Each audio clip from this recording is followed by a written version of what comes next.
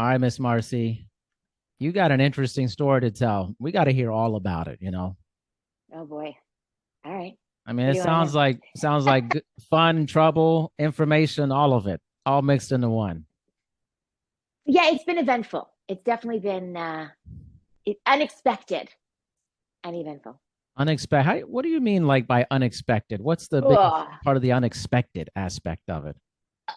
What hasn't been? I think what I learned from a very young age was that you have no idea. You could start off in life on one track and think it's going to go one way, especially when you're little. And then life just goes, I don't think so, and completely changes things. And for me, it kept throwing things at me that I couldn't catch my breath and sort of go, okay, I'm here now. Okay, I'll deal with this before it would send me in another direction that was really always challenging. And I couldn't catch up. And then when that happens, I broke, and that set me in a completely different, unexpected direction. So, yeah, Isn't that amazing? So, I mean, you wrote a book, and the I title did. alone is extremely Mm-hmm. interesting about it. Mm-hmm. Let's start back when the unexpectedness started and kind of created the genesis for this book. Let's go. Let's hit the Mm. rewind machine here. All right. So for me, I will tell you. So when I started off in life, it's just as I said, on paper, everything seemed great. I was the youngest of three kids, sort of middle class family in Canada. I was this very confident, feisty little kid. Like I was always dancing and in plays and in shows. I played sports. I was also, I mean, I wrote a petition about my teacher in like the second grade because I thought he was mean and got everyone to sign it. And he actually apologized, and the principal, like if I felt there was an injustice, I had no problem standing up for it. And that was great. And I was lucky enough that I had a mom who told me at a very young age, you have a voice and you have every right to use it. So she really supported that in me. And that's a great way to grow up. I felt very loved and very protected very young. Had it continued that way, who knows what would have happened, but it didn't. And for me, the sort of the common thing was my parents got divorced when I was 10. Not traumatizing, not great. I was the first kid in my entire school whose parents got divorced. This is like 1980. My father left and left my mom with three kids, and it was challenging. But you know what? My mom was so spectacular. I had an older brother, 5 years older, that was so spectacular that I still felt good. I still felt safe and loved and protected. That's really all you need. So my life completely changed when I was 17 years old. To me, May 28th, 1987 was the day that my entire life changed and set me on a path, that I still have yet to completely recover from. I don't know that I ever will. And what happened was, as I said, I was very, very close with my older brother. And I used to describe him as he was the invisible armor I wore out in the world to protect me. And my mom was my safe place to come home to. And when I was 17, he died. And he was sick, but I didn't know the degree of how sick he was. I was literally writing an English exam when my principal came in and took me out and said he died. And the moment before I heard that was the last moment that I'd feel safe in the world for a very long time. And I also felt like he was a much better person than I was, and I felt that he deserved to be here more than I did. And if I was going to be here instead of him, oh my God, I had to earn my place. I couldn't just be regular. I had to be spectacular. And at this point, I didn't feel spectacular. And as I guess a girl at 17, I was at that part in my life where I'm like questioning myself. I'd always been fit and healthy and all that, but I started obsessing over my weight. And my brother's death gave birth to an eating disorder. And so from then I went from being this little girl who felt like she could take on the world to feeling like I didn't deserve to be part of it and trying to make myself as small as possible. Now, I will jump and say that when you go out into the world and you feel like you're worthless, you leave yourself open to people and things that don't have your best interests at heart. And again, life kept hitting me. I mean, right after my brother died, my stepfather was arrested for bank robbery. We didn't know he was leading a completely different life. And then my Wow. mother got cancer. Yeah. Yeah, he was a caterer and he would it's funny now. What It the wasn't funny hell? then. Yeah. So my mother had met this man through friends, and he moved in with us for 2 years and was close with my brother. And then my brother died, and it wasn't even a year later. He was a caterer, so he said, and he would take me to the market where he got his meat and his vegetables, and he would tell me like detailed stories of the weddings he catered and all of this. And every 2 weeks, he would be away all day and all night because he'd be catering these big church breakfasts. And until one day, he was out doing one of these things and didn't come back. And then we found out, oh, he'd been arrested leaving a bank, and he wasn't a caterer. He every 2 weeks he would drive from Montreal to Toronto, about 6 hours, and rob a bank. And the police were after him for 2 years. They called him the Satchel Bandit because he carried a little bag. Yeah, yeah. And he that was the last time I saw him. He got the max, which was 21 years in prison. I have no Wow. idea what happened. So I mean, I do laugh at it now because it's so insane. But at the same time, at the time, these are two men in my life who the third, my father left, my brother died, this guy left, was arrested. It's like, what is going on? And then my mom was diagnosed with cancer, and she made it through at that point. But it was a lot for my little 17-year-old brain and heart to deal with. And I was in a theater school and I dropped out. And I mean, I'll sort of fast forward just to say that life kept throwing challenges at me. And I was still battling this very severe eating disorder. So still feeling like I wasn't ever going to be good enough. So I gave up any dream I had, any goals I had. I kind of gave them up because I felt like, what's the point? A, life is scary. So who knows what's going to happen? B, I'm not pretty enough. I'm not smart enough. I'm not interesting enough anyway. But I ended up meeting somebody, getting married, and thinking, okay, so maybe my life will be normal now. Maybe. Seems to work that way for other people.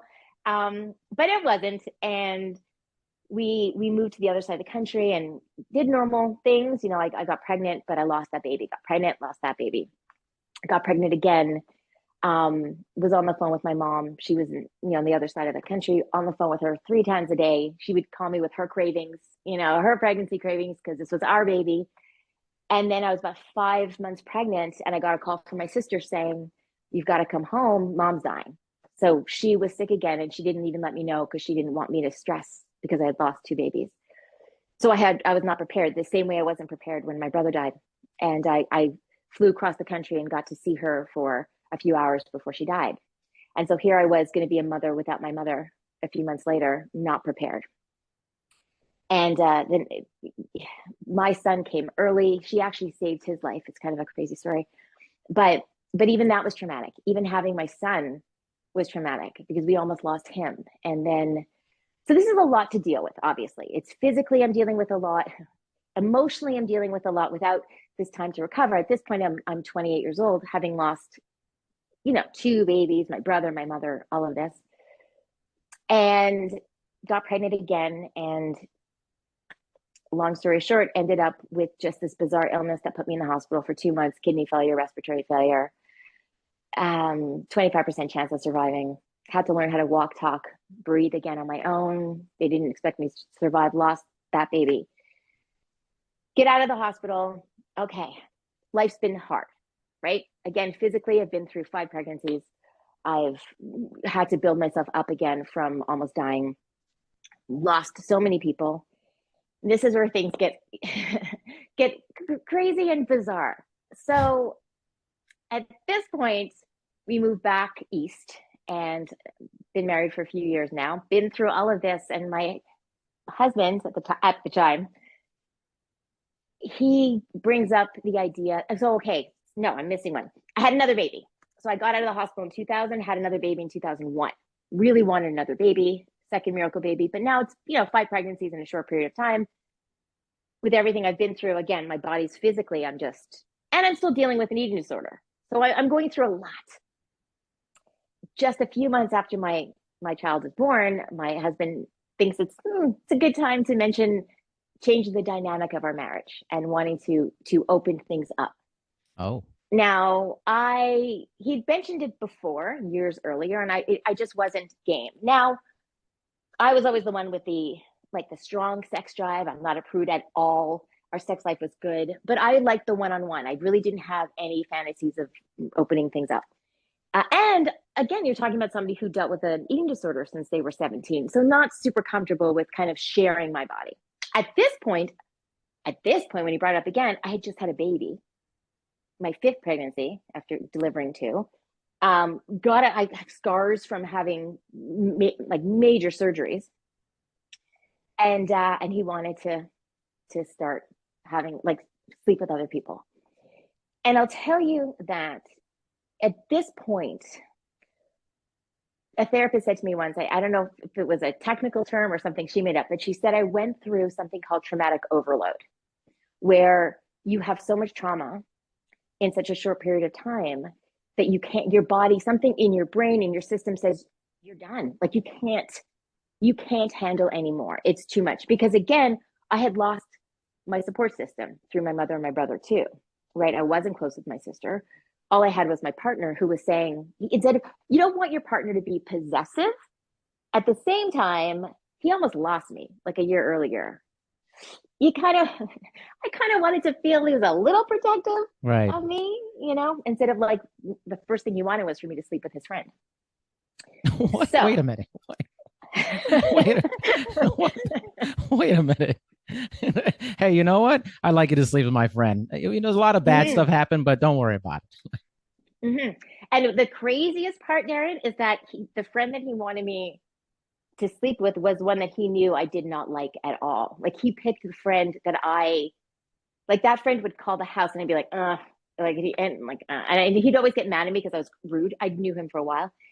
And I think it was because I felt like less of a threat to him, right? No chance of me falling for this other person. Yeah. If he's choosing someone that I don't like.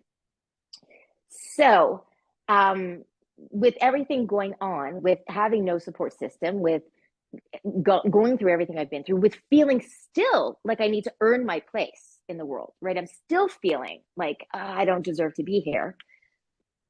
I felt like there was a part of me, I guess, that went, oh, okay, if I felt that I had lost the people in my life who loved me. So because I also knew that this friend had a bit of a thing for me. So I thought, okay, so if I could be desired, then maybe that's something. And I was still so searching for some sort of self-worth. So we did that. And that was like, for me, that was a turning point because, and I say this in my book, I'm very honest in my book. And I will say that for me, something I will never, ever, ever forget was, it wasn't quite a threesome. It was more like, oh God, this is awful. It was more like one at a time with me, right? But right. They were both there. And at one point, they high-fived each other. And I will never forget that because it went from being where I told myself, oh, you're a couple and you're doing something kind of crazy, and to they were doing it. And the way I described it in my book is I felt like a drunken sorority girl getting double teamed by two frat brothers. Yeah. And that was really demoralizing. And that really changed things for me. And so from that point on, I felt like I served two purposes. One was to be the best mother I could be because I had had the best mother and lost her when I was 28. And I thought, because I had almost died when I was 29, I felt like, I don't know how much time I have left. Like, I still always feel that way. I don't know. Could be tomorrow. I have no idea. So I needed every memory of theirs to be so good. I just wanted them to feel loved every minute. So that was one goal. I needed to just them to be the happiest, like kids that felt the most safe ever. And I felt like I needed to find my validation through the sexualization of my body. If I'll be, the greatest mom, but also I guess this like sex toy for my partner and whatever. Thus was the catalyst for this double life that I started living for a little while. I mean, this is wild. You know this, right? This is like a really wild situation. It sounds exhausting. Yeah, you're speaking about it. And it's like I'm getting hit over the head with story after thing after turn, and it's like wow. It's like Man, if somebody you think you have problems, you never need to reevaluate it after hearing this, right? Like, I mean, so Yeah. what happened after that? Because clearly more things started happening. I mean, the book is about lies, loss, lap dances. Mhm. You clearly went on to other things beyond Yeah. this. So I'm trying to think of it. So what happened was, so we did okay. So we did fall into this thing of um opening things up, and then he wanted to go to like swinging clubs and try that stuff. And I will tell you, I make it very clear, I wasn't forced. It wasn't where I was like, being dragged. It wasn't. There was a part of me that did feel, that did get that validation, even if it was temporary. And I was still, again, dealing with the body image issues, even though I was really fit and all of that. But it did give me this feeling of, okay, again, if I can't be loved, maybe I could be desired and wanted and that. But I didn't like the feeling of being controlled. And I felt like I didn't have much say as far as who we were with and the things that we were doing. And I didn't like that. For example, if we go to a swingers club and he would get to choose who we were with, I wouldn't. He never wanted me to be with anyone that I felt was attractive. It's obviously an insecurity thing. But then if I were to during the day go to a coffee place and come home and say, "Oh, I was sitting there and this man came over to talk to me," he'd be like, "Well, what kind of vibes were you putting out? You must have been putting out vibes," kind of thing. So I started to feel. The thing with me is I've always, I guess there's that little rebellious part of me that, as the little girl wrote the petition about the teacher, right, and could stand up to anybody. I always say I wish that rebellious part of me in this situation would have said, "This isn't healthy, this isn't good for you, you need to get out." Instead, it was like it went the other way, and it was like, "You think you can control me? Like, just watch." And so, and I was getting attention. I was this hot little number, you know what I mean? I was like 31 or whatever. Um, so I always say I went rogue. So I I started. Well, it's not good, but I would absolutely be with my kids when they weren't in school, when they were quite little at the time. I mean, I was there with them every minute. But then when I wasn't with them, if they were in daycare or if whatever, I would, if somebody looked at me, if a man looked at me and gave me attention, I'd go. Like yeah, sharing myself way too much with the wrong people. And I wasn't confusing lust with love. I wasn't, I never felt good about it, but it did make me feel some value, even though there really wasn't much value in it. And then what happened was I had met a trainer at my gym. I was still obsessed. I would go to the gym. I belonged to two 24-hour gyms because one of them had the audacity to close on like Christmas and like early on Sundays. But I was the only one there at like 2 o'clock in the morning, 3 o'clock. Like I thought, sleep? That's so lazy. Like there's so many more hours in the day if you don't sleep. So I was going to the gym obsessively, and I met a trainer who was like, "Oh, I can get you to look like a fitness model." And so I was like, "Okay." So it was a very rigorous routine, like really starving myself and working out. But he was extra, right? You had to pay for this kind of training. Now I had toddlers and I wasn't working because I was home with them, and I felt guilty spending money that was for the household on myself. I mean, I was someone who went to the hairdresser once a year. I never shopped. I didn't spend money on myself ever. So I felt too guilty if I were to take the money that my husband brought home to use it on myself for a trainer. So I had to think, well, very normal. What what kind of job can I get that I'm home with my kids all day, but then I'm making money? And of course, every mom would think stripping. Yeah, why not? Right. It's just a natural progression. Well, what had happened was before that we had gone to strip clubs together, and I thought it was fun and cool. And we'd go to places where they pull women up on stage, and so I'd go up, and I thought it was fun. So then I thought, well, that makes sense. I like to dance and whatever. So there was a chunk of time. I mean, I only did the dancing thing briefly, but there was a chunk of time when I would go days without sleeping, because I would be with my kids all day, and then I'd put them to bed. And I mean, he was home, but it was important for me to be there for them. And then I would go to the club and I would dance. And I'm telling you, I was the only dancer, I'm pretty sure, I didn't have a sip of alcohol or any drug the entire time I was doing it, but I would have a protein shake in my locker because I knew, 11:30, got to have my protein shake. So I would do that. And then I'd get home around 4, and then I would change. I'd have my trainer approved snack of whatever that was, green beans and half a piece of boiled chicken. And then I would go to the gym, the 24-hour gym. And then I'd come home and I would shower, and I wouldn't sleep. I'd be up when my kids got up, and I would go into the next day. And I continued this for several months, kind of off and on, so that I could pay for my training, which was awful. I mean, it was really just starvation and whatever. Like, to the point where my kids would say to me, "Are you eating today or just watching?" Like, it was super, super unhealthy. But I was on the go. Like, it was crazy that I was up for 48 hours straight and just go, go, go, go, go, go. I was running on fumes and trauma. Like, that Wow. really was it.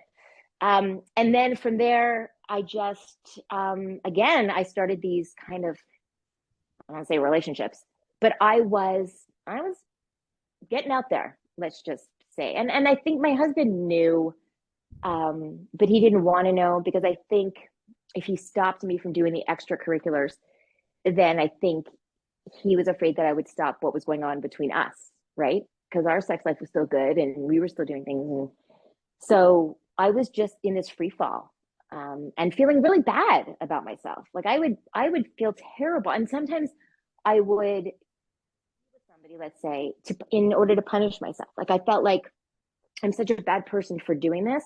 To prove it, I'm going to do it more, just to prove how bad I am. And that went on for a few years. This kind of being, Susie Homemaker part of the time, and then the town vixen for the rest of the time. And that went on for, yeah, a few years. Wow. Do you feel like if he hadn't suggested that you open things up, that this kind of wormhole, you would have never gone down this pathway, this for that part of your life?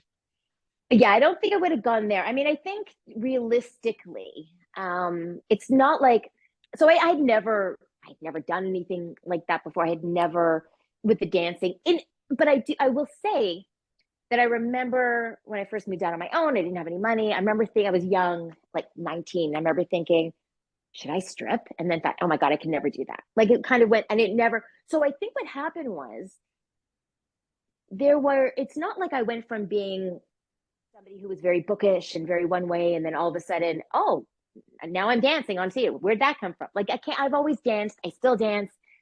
Yeah, I was in touch with my sexuality. So it's like I went from being one person to completely different.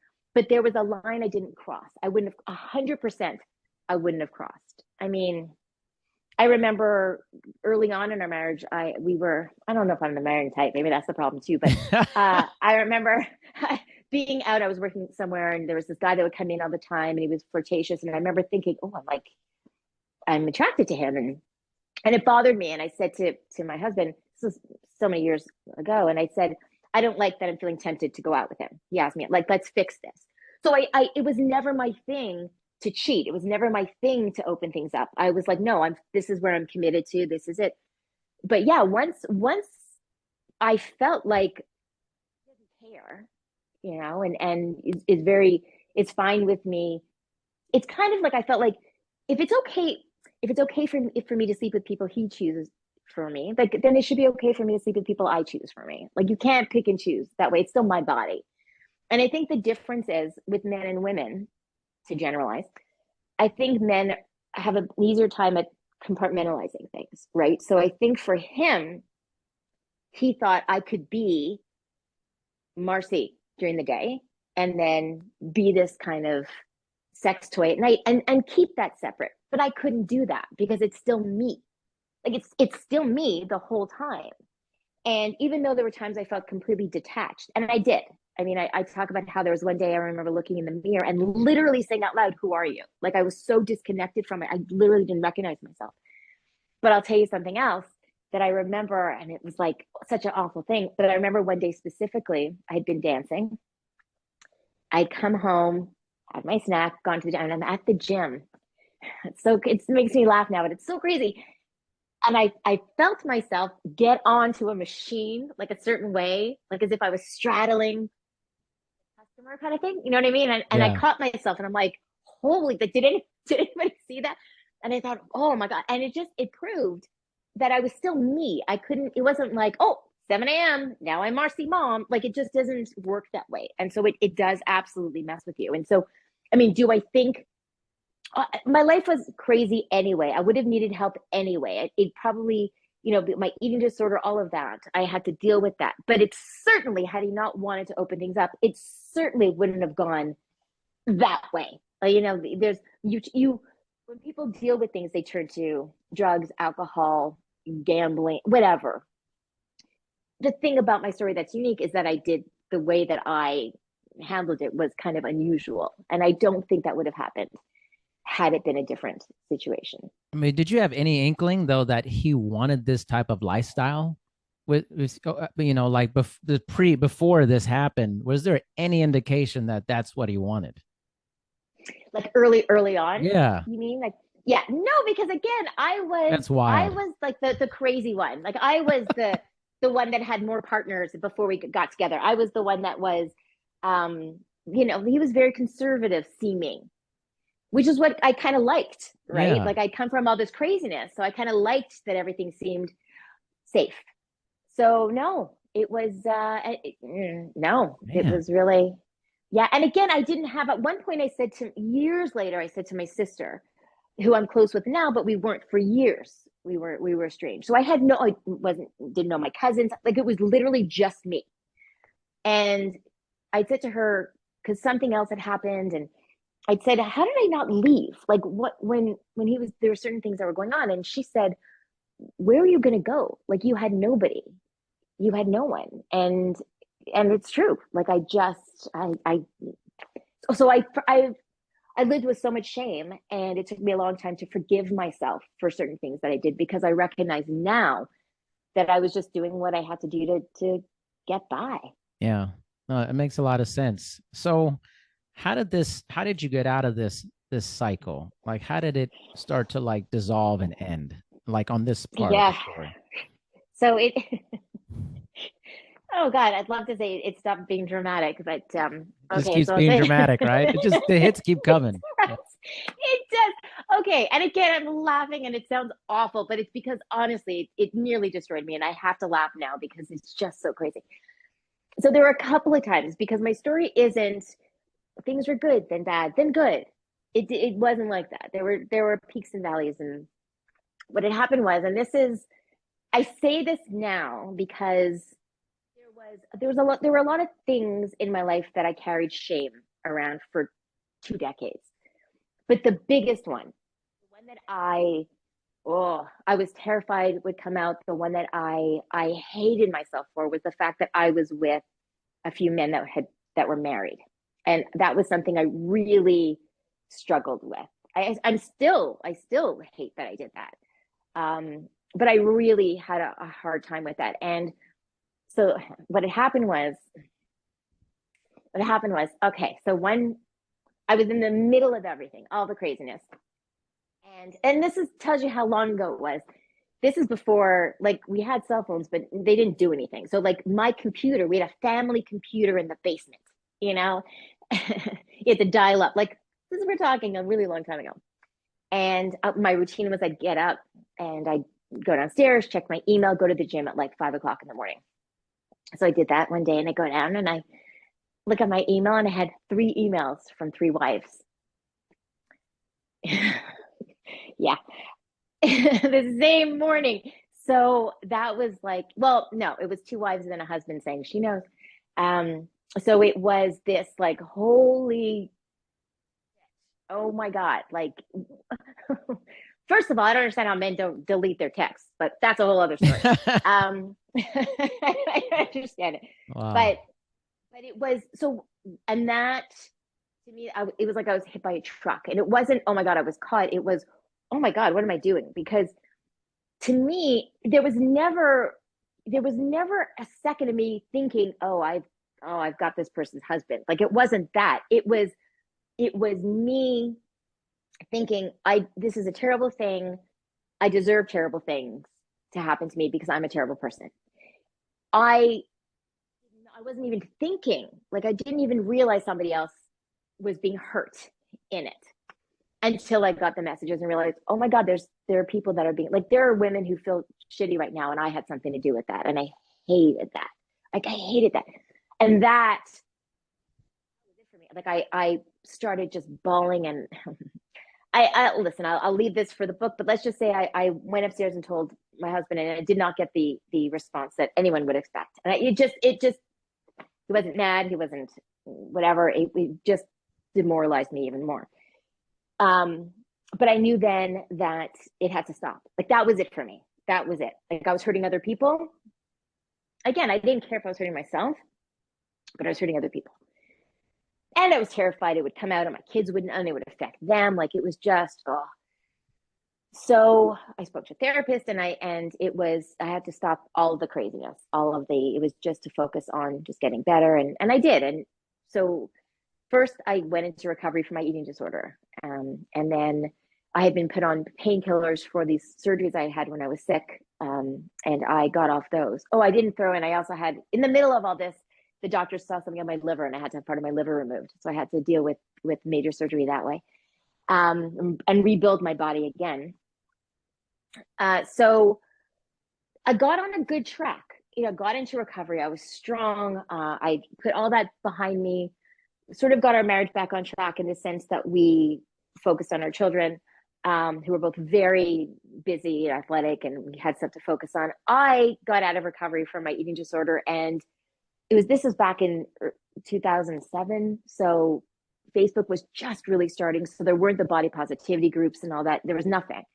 So I didn't like the messages that kids were getting in school about weight, about health. And I would hear kids talking about their bodies, and I didn't like, because I saw what I had gone through.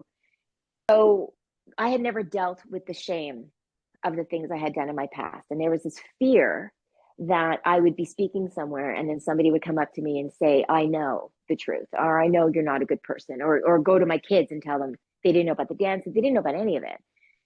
And so that kept me from living the life that I should have been living, because I still felt so much shame and fear. Oh my God, fear. I would walk through the grocery store, and I talk about this in my book, how there was one day I just done a workshop at a school and I'm feeling good, and I'm walking with my children who are in elementary school, and this man walked by me and he kind of looked at me, and one of my sons said, why is that man looking at you like that? And it could have been he thought he knew me, could have been he was trying to flirt. But my thought was like, did you see me naked? Like, I don't know, and so, I mean, we're going back, it would have been 15 years earlier, but still. So there was a fear that he was going to say something. And it was such like an anchor around my neck, and it kind of set me back. And I don't know what the catalyst was, but I relapsed into the food. I stop doing my workshops because I felt like, how can I teach people how to feel good about themselves and to have self-confidence when I feel like I'm still a horrible person who's worthless? I started to feel like maybe, again, I didn't deserve to be here. Maybe my kids would be better off if I wasn't here anymore. And I crashed. My marriage wasn't great. I was feeling very unloved. I felt very alone.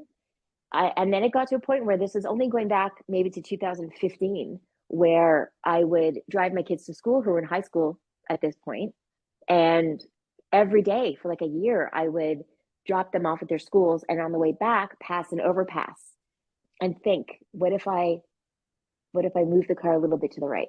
What if I stepped on would it hurt? Would it be quick? Would they be better off? And that's a horrible way to live. And then I would cry every day, and fix myself and take the kids to school and drive them. While I would drive them, I would say to myself, okay, make sure you sing to something in the car. Make sure you laugh at something. Like, don't let them see how sad you are. And then I had an interaction with a woman at the grocery store one day, and she said something about how she always saw light in me. And I was like, who, me? Like, what? Like, what are you talking? And that made me think, maybe I'm not done yet. I felt like I was done. Like, I felt like you're given a certain amount of strength when you're born. And I felt like I had been through it. I used it all up. And so I had nothing left. And then I thought, but she's telling me she sees a light in me whenever she like maybe there's something I don't see. And that's when I decided to really make a change in my life. It took me a little while. It didn't happen overnight, but eventually, I left my marriage and started over and started sort of reclaiming myself. By the time I left, I had no idea who I was. I didn't know. I knew nothing. I had a therapist who said I was like a puddle of nothing because I didn't know who I was. I'd lost my complete self. And since then, I've been building it back, and it's been surprising. Everything seems surprising here. I mean, like, it's just one surprise after another surprise. Um, Truly an amazing story. I haven't heard one of these stories in a long time. When I Oh first yeah. started my podcast like 4 years ago, I had a couple of these stories, which I was like, wow, it's just, you just listen and you Mm. hear the explosions over and over again, and it recenters you in a sense to realize like there are different things happening in life to different people. And but we always get stuck into our own thing. We don't realize like, hey, there's a lot of trauma happening out there, like a lot. Yeah, and And I think actually, sorry, just to say, I think what happens too is when you're going through trauma, I think you minimize it yourself. And I think that there are a lot of people who yeah, probably are going through hell and don't even realize it in the sense that they like when I decided to leave my marriage, I remember it took me a long time when we were together for 24 years, even after all of this. And it was because I kept saying, well, it's not that bad. I'm not yeah, abused. I'm not. And then you realize, well, okay, but is that how what your life's supposed to be? Is it supposed to be not that bad? Or right. even when I was writing this book, there were so many times I stopped because I thought, who's going to care? And it's not such a big deal. And I had a couple of friends who knew some. No one knew everything, but who knew some and said, no, no, keep writing. It's just keep writing. And it's only when people would read it and then they would message me and say, holy shit, you've been through a lot, that I went, oh, you know what? Like maybe it is a lot because when it's happening to you, it's just your life. Yes. It doesn't seem that crazy because you're just living it. But when other people hear it and go, oh, what? That's when you go, oh, I guess it doesn't happen to everybody. Isn't that amazing? I think I've heard a lot of this type of stuff before in different stories. I think the same exact thing. Well, I just thought this was just how it was. And isn't that like an understanding that, if you live in kind of a silo, you're gonna think that.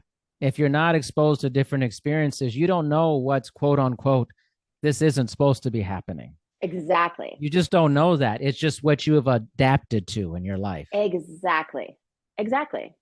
Yeah. And That's and I say all the well, I say all the time when people will say, oh, you're so strong, you're so strong. And anyone who's been through any trauma hears that. And the thing that I'll hear also is, oh, I couldn't have survived half of what you went through. And that's not true because like luckily they like hopefully they will never have to find out, right? I just had to find out. And I've said before, it's kind of like if somebody had come to me when I was 10 and said, okay, so here's your life in front of you. This is what the next few decades are going to look like. Are you good with that? I wouldn't have said, all right, I can handle it. I would have been like, no way. I'm checking out right now. There's right now. there's no way. There's no way I would have, but I wasn't given that choice, right? It just happens. And so I think we're all stronger or more resilient than we think we are. It's just the lucky ones are the ones that never have to find out. They never have to prove it. And then the rest of us that do, I think you find that you have it. It's kind of like it's there when you need it. You just don't, even if you fall, like that's the thing too. When people say, oh, it's amazing how you can just get up and keep going. No, I didn't. I fell a lot and I made a lot of bad decisions and I did a lot of bad things. So it wasn't easy. But again, I used to criticize myself for how I made it through. And now I'm just proud of myself that I made it through. So I don't punish myself anymore for the things that I didn't do well. I was doing the best I could at that time. And I recognize that now. I mean, what a great lesson. I mean, I think it's a great ending point too. I mean, what a great lesson. What a tremendous story. How can people connect with you about your book and your life? I mean, I think this is going to be very well received. Let's be honest. People are going to be like, what? You think? What? Well, I'm really out there. I'm really quite out there. Like that's the thing. Once I let go of the shame, and I hid it for so long. So that's the thing is once I decided to put it in a book, that's huge. You were talking about all those Yeah. secrets that I kept so guarded for most of my life, for at least 20 years. I decided I'm going to put it in a book. And I mean, my kids didn't know anything. And here I'm telling my children all this, and they've been spectacular. But I had to really risk losing everything to say, Yes. well, this is who I am. And I was ready to do it because I had to get to the point where I wasn't ashamed anymore, that I didn't care. Once I stopped judging myself, I was ready to be judged by other people. It wasn't going to hurt Hmm. me because I felt like if the things that had happened to me didn't kill me, being judged for how I survived them wasn't going to kill me. Hmm. Right. The hard part was what I went through, being judged for surviving it. No, that's not going to hurt me. So I put it out there and it was amazing. I really only got more love and people saying thank you for being honest, because then they came to me with stuff that they felt alone. Now they don't feel alone. Not everybody can share. Now it's like, now I can't stop. Like now I'm so open with everything. I could I'm, tell. com- I'm completely unfiltered. And I still dance. If you go onto my social media, I'll dance and I'll lip sync. I mean, it's my thing. So I'm very easy to find on social media. Just my name, just Marci Warhaft on Instagram, on Facebook, on TikTok, all of them. I also do resiliency training, which is marciwarhaft.com. I have my own podcast that I started called How to Ruin Your Own Reputation. And that came out of mine, right? I had to be willing Love it. to ruin my reputation. So I have people on who are living lives that people don't understand. And it's a way of saying, this is me, this is my life, I'm unapologetic, and listen, and maybe you'll learn and judge less. So how to ruin your own reputation. Yeah. So just find me. I'm very easy to find. And my book is on Amazon. And it's also an audiobook. The Good Stripper, a soccer mom's memoir of lies, loss, and lap dances. Wonderful. Marci, I mean, that was it's shocking, honestly. I mean, it's like, but I just love your energy. Like, the audience, they don't get to see kind of the little conversation we have before we hit record. But I can tell you, for people who are listening, they're going to listen to this. I knew this was going to be great because Marci came on with energy, excitement. She just seems like a fun person. And I was like, yeah, this is going to be a great story. You just feel it with people. I'm sure a lot of people feel that with you when they meet you. They feel your energy and your zest and the joy that you have, regardless of everything. It feels very present, all these things with you right now. I love that. Well, I always say that I've cried enough tears in my life. So when I want to dance, I dance. And I will literally have known in my neighborhood, I will dance down the street. I dance at the grocery store. I dance everywhere because life is hard. So find the Yeah. things that give you joy and do them often and unapologetically. Love that. Love that. Marci, thank you so much for being on. I really appreciate you. Thanks for the chat. I appreciate it.